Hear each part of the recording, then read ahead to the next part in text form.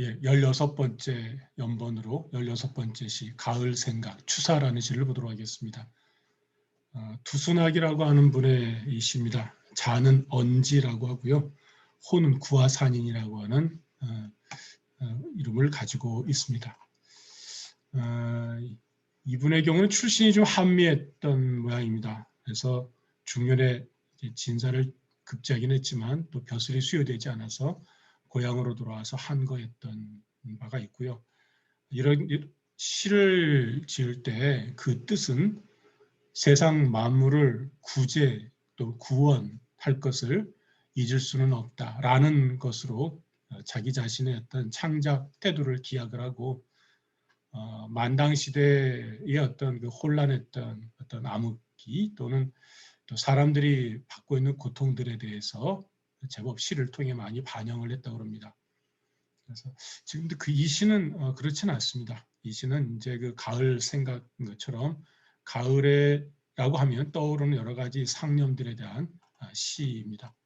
앞서 우리가 봤던 시 연번 15번째가 추성이었잖아요.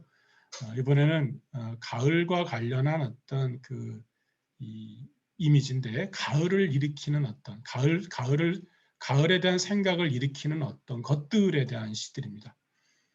이 또한 우리가 그림으로 이제 그려지는 부분들인데 아마도 이분이 어디에 길을 가다가 본 풍경을 시를 썼습니다.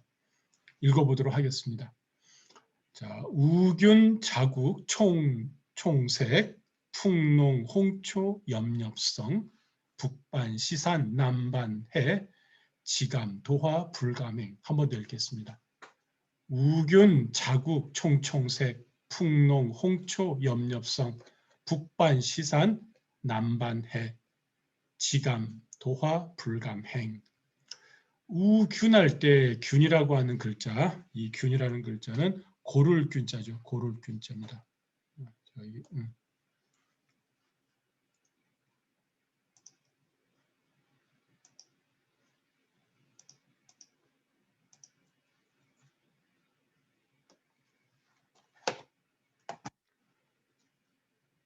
고를 균자입니다. 비가 골고루 내린 거고요. 자국, 국화를 자국이라고 그랬네요. 보통 우리가 이 국화색을 하면 황국을 많이 얘기하는데 여기는 자줏빛 국화, 약간 붉은빛이 도는 국화가 총색이라고 그랬습니다. 여기도 첩자를 썼네요. 오늘 본 시대는 첩자를 많이 썼습니다. 떨기 빛깔이요 그랬습니다. 총이라고 하는 것은 떨기로 피는 거죠. 그러니까 국화가 이렇게 한 떨기 한 떨기 있는데 그것을 이렇게 첩어를 통해서 많이 모여 있는 것을 보여주는데요. 이걸 어떻게 번역할까 하다가 좀 이렇게 이 궁여지책으로 떨기라고 했습니다. 한번 말씀드렸습니다만 우리가 뭔가 빛이 나면서 샤방샤방 하는 것처럼 또 요즘에는 그 이 초록빛으로 여기저기 이렇게 물들어 있는 것도 요즘 젊은 사람들 표현으로는 초록초록하다고 그러거든요. 그래서 한번 써봤습니다. 떨기 색 제빛깔이요 그랬습니다. 비를 맞아서 오히려 이 꽃의 색깔이 더욱더 제빛으로 곱고 선명하게 빛나는 장면입니다. 풍농, 홍초, 염렵성이라 했습니다. 농이라고 하는 글자는 희롱하다라고 우리가 보통 번역을 하는데요. 요즘 어감이 좀 안 좋아서 그래서 장난치다 또는 건들다 이렇게 썼습니다. 바람이 건들고 지나가다, 바람이 스치고 지나가다, 바람이 가면서 바람이 지나가는 바람에 이 파초가 살랑살랑 흔들잖아요. 그래서 장난치다, 건들다 또는 희롱하다 이렇게 씁니다. 그래서 희롱이라고 번역이 됐으면 해놨습니다만은 바람이 건들고 간 이것도 괜찮아요. 바람이 건들고 간 홍초, 붉은 파초가 염렵은 이파리마다겠죠. 그래서 잎잎마다 소리가 나네. 소리, 또 추성이 나왔어요. 앞서 만약에 우리가 봤던 여임당이 이 파초를 봤으면 이것도 썼을 것 같아요. 가을 소리로서. 가을이 됐을 때 바람에 흔들려서 바스락대는 파초의 이파리 소리, 비를 맞아서 자줏빛 국화의 빛깔이 더욱더 곱고 선명하게 빛나는 것. 그러니까 1구와 2구는 바로 가을의 어떤 그 이 색과 가을의 소리를 보여주는 거죠. 사실 이 두 가지를 가지고서 가을을 어떻게 해요? 생각하고 떠올리게 되는 거죠. 떠올리게 됩니다. 즉 그걸 보시면 얘기가 될 것 같아요. 자, 이 글자에서 이 시에서 아주 빛나는 부분을 지적하라 그러면은 균자하고 롱자가 아주 괜찮다고 합니다. 균하고 롱이 구차하지 않대요. 이게 평자들에 의하면은 비가 고루 내리다. 당연히 비는 골고루 내리죠. 그런데 골고루 내렸기에 떨기떨기로 피어있는 자줏빛 국화가 제빗으로 다 환하게 빛나는 것이고, 그다음에 바람이 살살 건들고 가서 소리가 바스락바스락 난다고 하는. 그래서 좀 균하고 롱은 색과 성이죠. 이 색과 성을 만들어내는 중요한 원인이 됩니다. 그래서 균하고 롱이 없으면 색하고 성이 어떤 모양으로 나올지가 정확히 나오지 않는 거죠. 이렇게 기련, 그러니까 처음에 시작하는 연구가 서로 경무를 표현을 하는 것, 그것을 기련 즉경이라고 합니다. 즉경.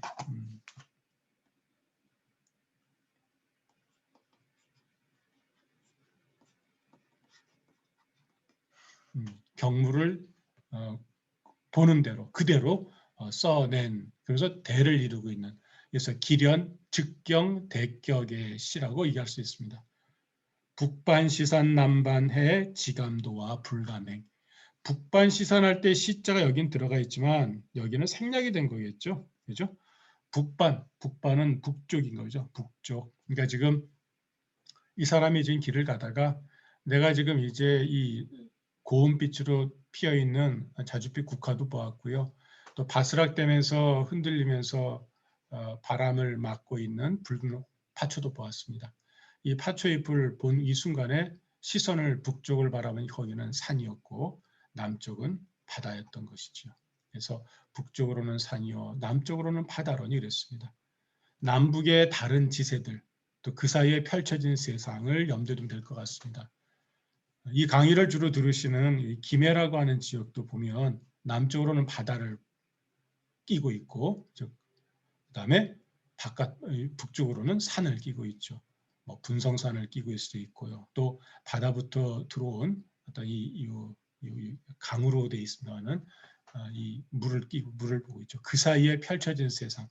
사실 다르게 얘기하면요, 산과 바다로 지금 이분의 시야가 크게 확장이 돼 버렸잖아요. 처음에는 자줏빛 국화, 비를 맞아서 제빛을 내는 국화가 있었고요. 그 다음에 바람에 건드려서 소리를 내고 있는 붉은 파초가 있었습니다. 자그마한 풍광에서 시작해가지고 갑자기 남쪽과 북쪽으로 크게 시야가 확장이 되면서 온통 내 주위가 가을로 물들어 있다는 것을 확인하게 됩니다. 이 순간에 여러분 뭘 느끼시죠? 확장이 되어 있는 이 순간에 그 안에 들어있는 나는 뭘까? 이런 거예요. 그림이죠. 어느새 내가 그림 속에 들어와 있다는 겁니다. 내가 밖에서 이거를 하나하나 써내려 갔긴 했었는데 어느새 나를 포함해서 나를 중심에 두고서 남쪽과 북쪽에 산과 바다가 펼쳐지면서 온갖 가을로 물들어 있는 그런 장면들이 이제 떠오르는 거죠.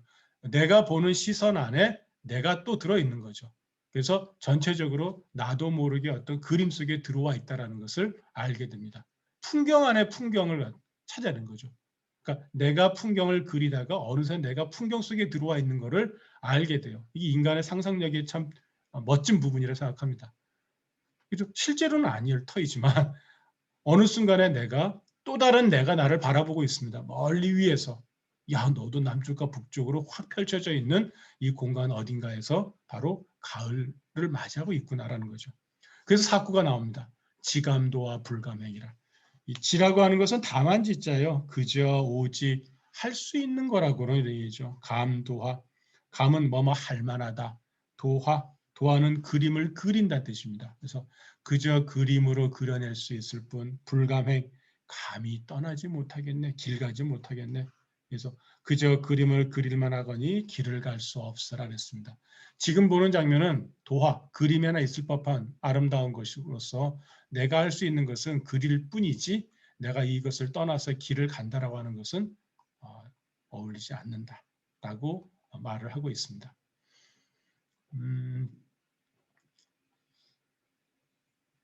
나그네가, 이건 나그네죠. 길을 가던 나그네. 나그네를 보통 행객이라고 하죠. 행객입니다.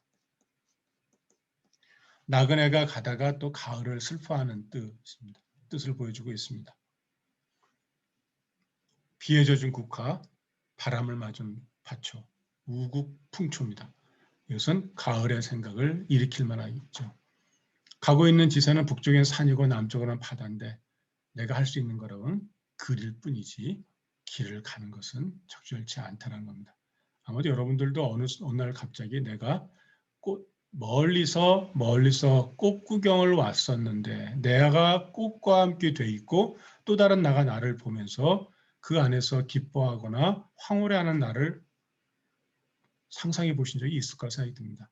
바로 그 장면을 염두에 두시면 이 시는 나름대로 독법에 성공했다고 할 수 있을 듯합니다. 파초라고 하는 이 식물도 떨기로 자라고요. 큰 것은 한 3, 4척 아름이나 됩니다. 아시다시피 잎은 부채처럼 넓게 펼쳐지잖아요. 너비가 한 자 남짓 되는 것도 있고요. 보통 이제 가운데서 심지가 이렇게 뽑아 올라오죠. 나머지는 꽃이 되고요. 그래서 처음 나온 것은 함담. 함담이 뭐죠? 연꽃을 가리키죠. 연꽃이 고개 숙인 꽃과 같이 꽃이 핀다고 그럽니다. 그 빛깔이 아마 붉은 빛깔에서 홍초라고 했습니다. 자, 앞서 우리가 봤던 여임당의 이 추성이라는 시하고 짝을 이루는 것 같은 느낌이 듭니다. 같이 한번 읽고 마무리 짓도록 하겠습니다. 우균, 자국, 총총색, 풍농, 홍초, 염렵성, 북반, 시산, 남반해, 지감, 도화, 불감행 그랬습니다. 한 번 더 하면요. 비가 고루 내려 자줏빛 국화는 떨기떨기 제 빛깔이요. 바람이 건들고 간 붉은 파초는 잎새 바스락대네. 잎새도 괜찮은 것 같은데요. 그죠? 잎잎마다 또는 잎새 바스락대네. 북쪽은 산이요. 남쪽은 바다러니 그저 그림 그릴 수 있을 뿐 길을 갈 수 없어라. 감이라고 하는 글자는 감당하다는 뜻이거든요. 감당해내다. 감당하다. 그러니까 우리 가자가 있고 능자가 있잖아요. 뭐 할 수 있다라고 할 때 영어에 can에 해당하는 이거는 뭐 할 만하다라는 뜻이에요. 뭐 넉넉하다. 이 족자와 같습니다. 족자. 그래서 뭐 다 의미를 낼 것 같습니다. 뭐 지가도화, 불가행 이도 괜찮고요. 불능도 괜찮고요. 뭐 불감행, 불가행, 불능행, 부족행 다 됩니다. 약간 다르다 그랬죠. 불가라고 쓸 때는 이 가는 당위하고 연결되는 거죠. 해서는 안 된다는 얘기죠. 불능은 능력과 관련되는 것이고요. 족은 함량에 관한 거죠. 함량. 굳이 본다면 요게 나을 것 같아요. 함량이죠. 뭐뭐 해서는 안 돼 이런 건 아니에요. 가지 말라 이런 얘기는 아니거든요. 길을 갈 수 없을, 길을 가서는 안 될 것 같은 느낌이 들죠. 그러니까 길을 가기에는 지금 이 상황이 그렇게 뭐가 넉넉하지는 않네 이런 얘기죠.